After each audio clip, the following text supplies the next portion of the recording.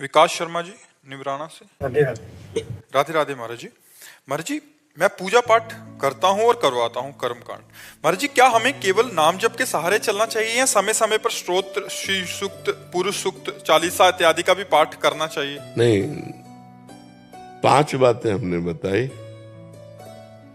एकांतिक में कई बार बताई कि सत्संग, स्वाध्याय, सुमिरन, सेवा, समाधि, 5 सकार हैं।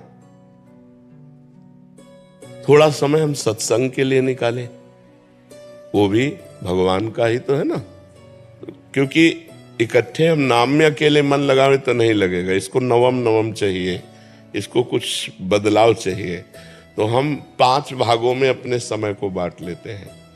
एक भाग सत्संग, कुछ मिनट हम 30 मिनट 60 मिनट सत्संग के लिए दें।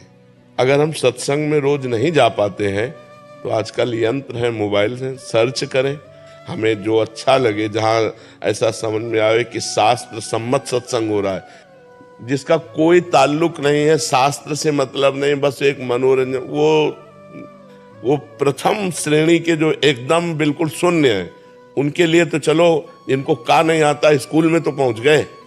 लेकिन जो सत्संगी है उनको तस्मात् शास्त्रम प्रमाणम थे, शास्त्र प्रमाणित बात होनी चाहिए। ऐसे नहीं कि वो कुछ पूछ रहे हैं, वो कुछ बोल रहे हैं, वो कुछ उत्तर, ऐसे नहीं। तस्मात् शास्त्रम प्रमाणम थे, शास्त्र प्रमाणित बात होनी चाहिए। तो सत्संग भी सुने तो ऐसे संतों का सुने जो निष्काम हो। अर्थ की लोलुपता में अर्थ बदल जाता है, शास्त्र कह रहा है कुछ और उसको बदल के बोल रहे हैं कुछ, क्योंकि अर्थ की लोलुपता में अर्थ बदल गया, शब्द का अर्थ बदल गया। अर्थ माने धन, धन की लोलुपता में शब्द का अर्थ बदल जाता है, बनावटी शब्दों का प्रयोग करके लोगों को लुभायमान करते हैं। वो सत्संग नहीं होता। सत्संग होता है जो सर्व संगोपहो हिमाम सत्संगा, जो समस्त विषयों का, समस्त दुर्गुणों का, समस्त संगों का त्याग करके भगवान से अनुराग पैदा कर दे, उसे सत्संग कहते हैं। बिन सत्संग विवेक न होई और राम कृपा बिन सुलभ न सोई। भगवान की कृपा से ऐसा सत्संग मिलता है। तो पहला जैसे सत्संग, अब दूसरा स्वाध्याय, हनुमान चालीसा का स्वाध्याय, श्री सूक्त का स्वाध्याय, दुर्गा सप्तशती का स्वाध्याय, और भी जो भी शास्त्र हैं उनमें जो पढ़ना चाहते हैं आप, वो स्वाध्याय कर सकते हैं। तो सत्संग, स्वाध्याय, अब सुमिरन, नाम जप का सुमिरन, मंत्र जप का सुमिरन, गुरु के जो निकले हुए वाक्य हैं, महावाक्यों का सुमिरन, सेवा, हमारे शरीर के द्वारा माता पिता की सेवा, अपने गुरुजनों की सेवा, भगवान की सेवा। प्राय हर गृहस्थ अपने घर में भगवान विराजमान रखता है, तो सेवा। और फिर एक आखिरी बात है जो बहुत जोर की है, समाधि। समाधि का तात्पर्य होता है एकांते सुखमास्यताम, एकांत में सुखासन में बैठ करके और मन की गति को देखना, छोड़ दिया, एकदम छोड़ दिया।